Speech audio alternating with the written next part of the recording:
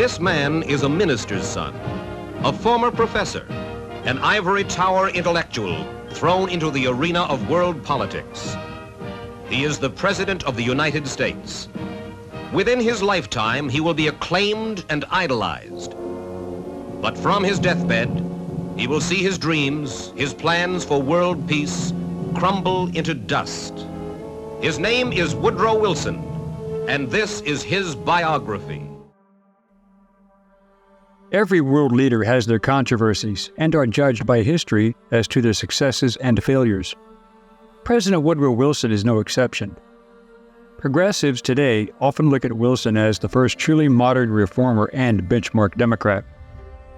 More objective observers look to his record of selective persecution and segregation, and his handling of the United States entering World War I.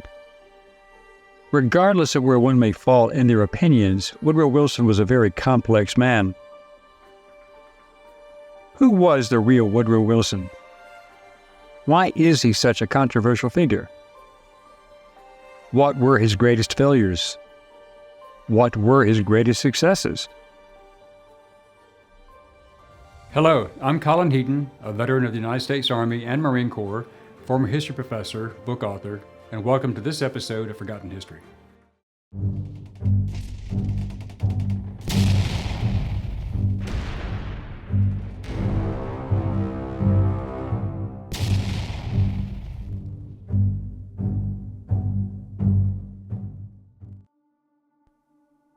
Thomas Woodrow Wilson was born around midnight on December 28th or 29th, 1856, depending upon the sources, in Staunton, Virginia. His mother was from England, and she was the daughter of a minister. His father, Joseph Ruggles Wilson, was a Presbyterian minister, and during the American Civil War, he served as a chaplain in the Confederate Army and used his church as a hospital for wounded soldiers. Growing up, he was known as Tommy Wilson, spending much of his youth in Augusta, Georgia, and Columbia, South Carolina. He was considered a rather slow student due to having dyslexia, and he did not learn to read until he was 10 years old. Wilson later did well in school and graduated from the College of New Jersey, later renamed Princeton University, in 1879, and then attended law school at the University of Virginia. In 1885, Wilson married Ellen Axon, a minister's daughter from Georgia, and they had 3 daughters. Ellen died of kidney disease in 1914 during Woodrow's first term as president. He practiced law in Atlanta, Georgia, and received a Ph.D. in political science from Johns Hopkins University in 1886. In fact, he is the only president to have ever earned a doctorate. He taught at Bryn Mawr College and Wesleyan College before being hired by Princeton in 1890 as a professor of jurisprudence and politics. Wilson published a very revisionist 5-volume textbook series in 1902 titled The History of the American People. In his books, he romanticized the Confederacy during the Civil War and described the Ku Klux Klan as roving knights errant, an invisible empire of the South, bound together in a loose organization to protect the Southern country of some of the ugliest hazards of a time of revolution. From 1902 to 1910, Wilson was president of Princeton, where he developed a reputation for his educational reform policies. However, during his tenure as president of that university, he also prevented the enrollment of black students. It was at this time that he entered politics and became the governor of New Jersey in 1910, ensuring that segregation was maintained. In 1912, the Democrats nominated Wilson for president, selecting the governor of Indiana, Thomas Marshall, as his vice presidential running mate. Revisionist historians have labeled Wilson a progressive Democrat who believed in the power of the federal government to expose corruption, regulate the economy, eliminate unethical business practices, and improve the general condition of society, and much of that is true.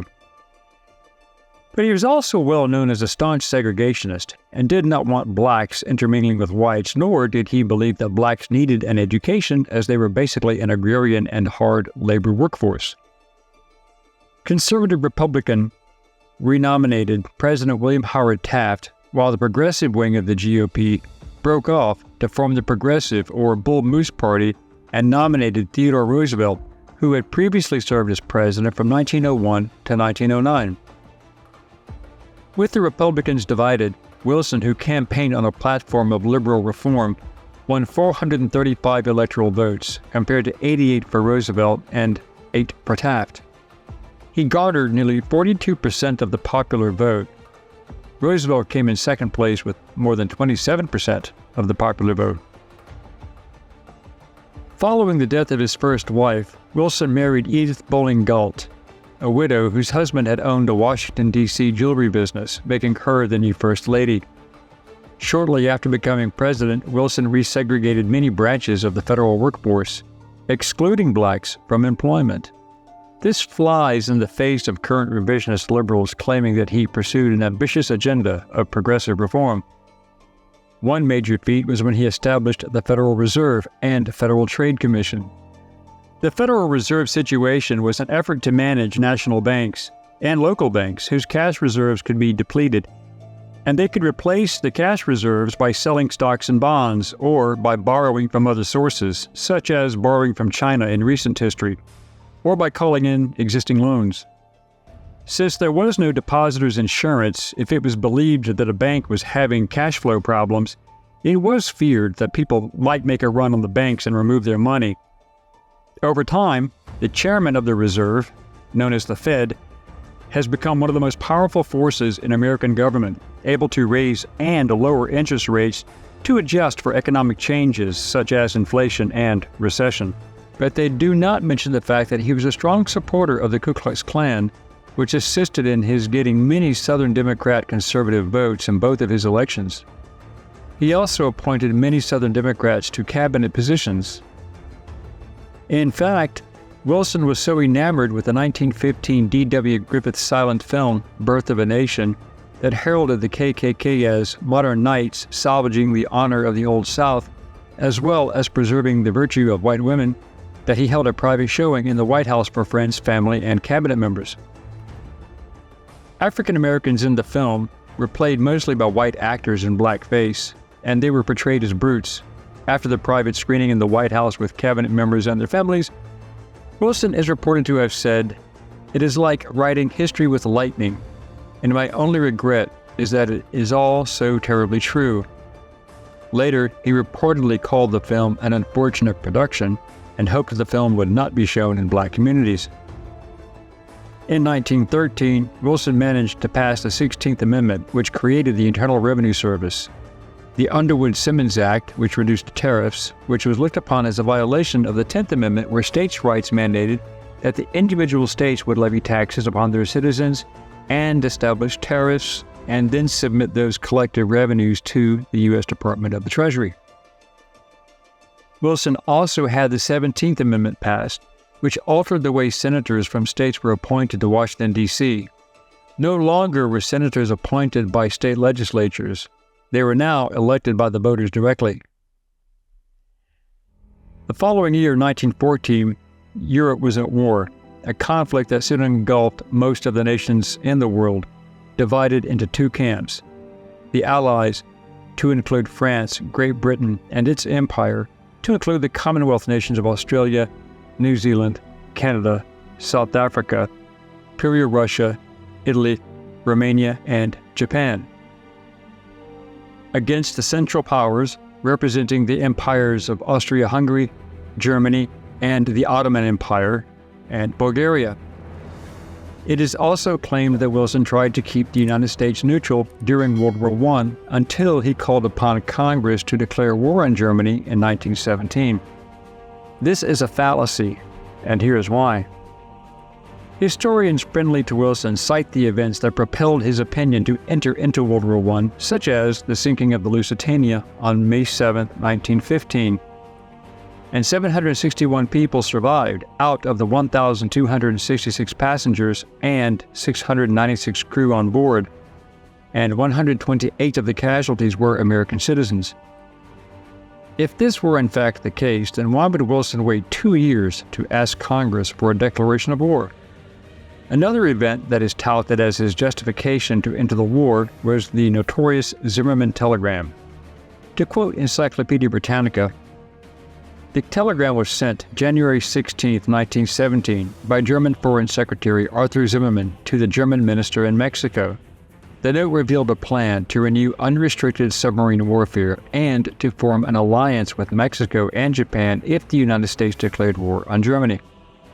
The message was intercepted by the British and passed on to the United States. Its publication caused outrage and contributed to the U.S. entry into World War I.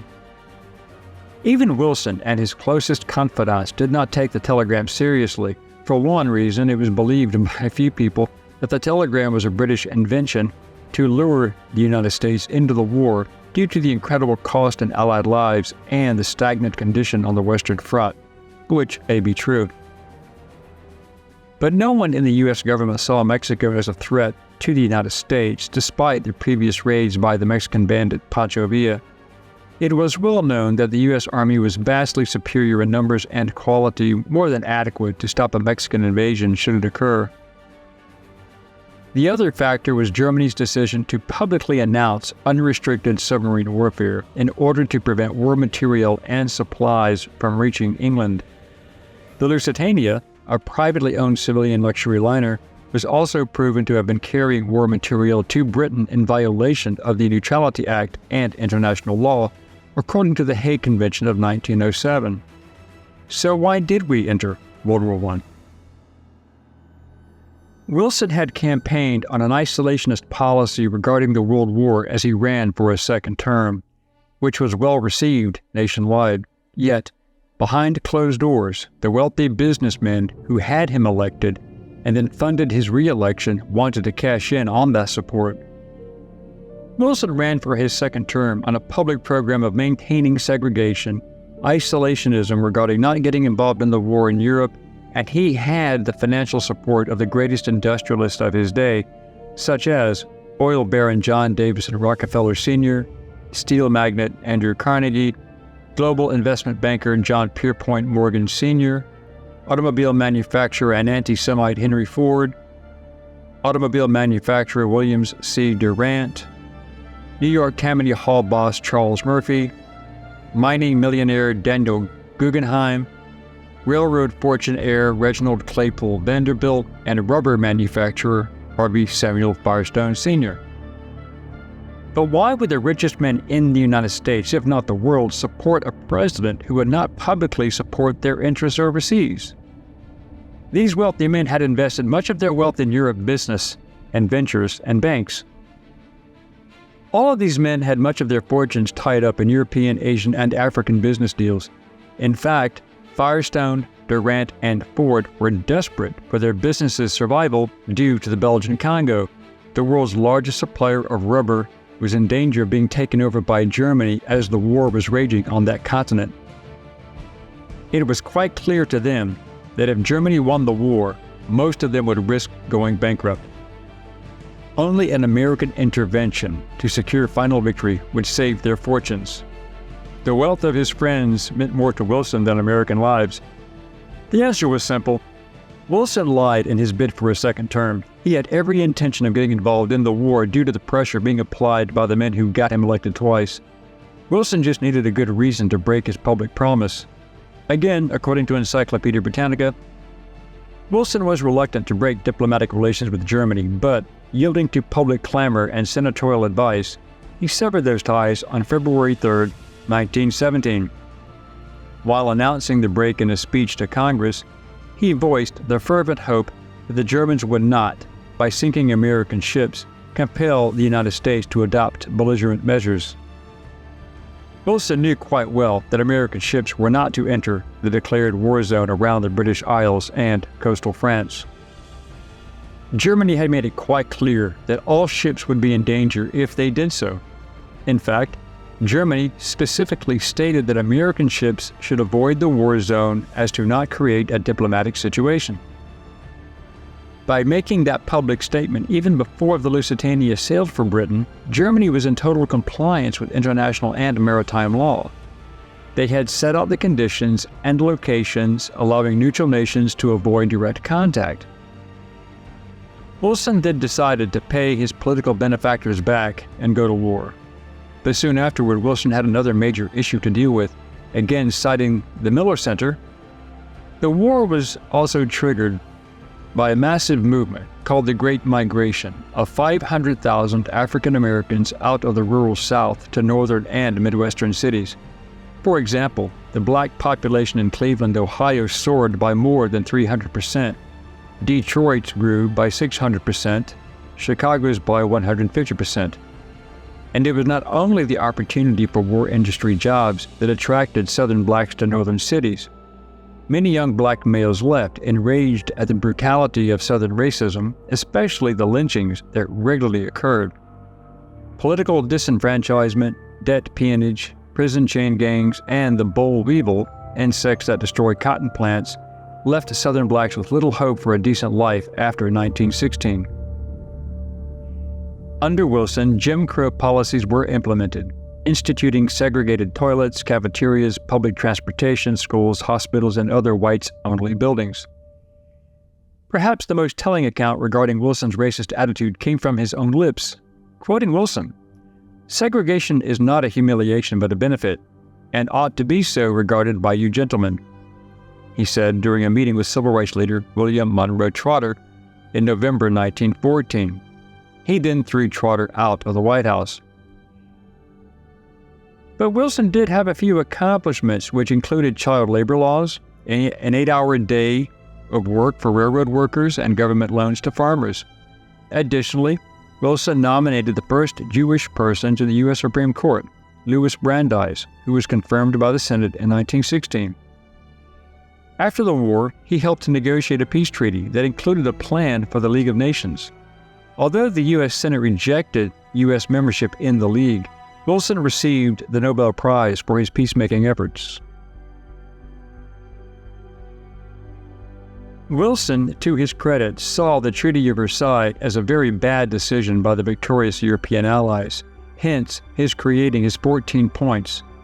He understood that making Germany sign the War Guilt Clause for starting the war, which was itself a lie, as the war started between Austria-Hungary and Russia over the assassination of Archduke Franz Ferdinand and his wife Sophia by Serbian nationalist Gavrilo Princip. The Senate voted on the Treaty of Versailles first in November 1919 and again in March 1920. Both times it failed to gain the 2/3 vote required for ratification. The United States never joined. Wilson also had major problems with labor unions. Again quoting the Miller Center, "The war years witnessed dramatic changes in the American workplace as the nation achieved nearly full employment. Thousands of workers joined unions, bolstered by Wilson's support for collective bargaining. At the end of the war in 1919, 3,300 strikes involving 4 million workers rocked the nation. Racial tensions were growing as many northern whites resented the Negro invasion. They claimed that poor blacks from the South were taking away their jobs for lower wages, which still far exceeded what they earned down south. Wilson, to his credit, denounced lynching, but he did nothing to protect blacks with enforcing existing federal laws or introducing new ones. He oversaw the introduction and enforcement of segregation into the federal civil service, and the result was a deep decline in the number of federal jobs held by African Americans. At the end of his second term in 1920, enough states ratified the 19th Amendment to give women the right to vote, and thus enable millions of new women voters to cast ballots in the presidential election. The majority voted for Republican Warren Harding. Wilson, although originally opposed to female suffrage, accepted a plank in the 1916 Democratic platform endorsing it and became a strong supporter by 1918. He reluctantly supported the 18th Amendment, which prohibited the manufacture and consumption of alcohol, but he vetoed on technical grounds the Volstead Act passed by Congress to enforce it. Congress later overrode his veto. On the night of September 25, 1919, on a train bound for Wichita, Kansas, Wilson collapsed from mental and physical stress, and the rest of his tour was canceled. On October 2, 1919, he suffered a stroke that left him partially paralyzed. Wilson's condition was kept largely hidden from the public, and his wife worked behind the scenes to fulfill a number of his administrative duties. After leaving office in March 1921, Woodrow Wilson resided in Washington, D.C. He and a partner established a law firm, but poor health prevented the president from ever doing any serious work. Wilson died at his home on February 3, 1924, at age 67. He was buried in the Washington National Cathedral, the only president to be interred in the nation's capital. Thank you for watching Forgotten History. Please click like, subscribe, and share. Send us comments and show ideas, and we will get back to you as soon as possible. Until next time.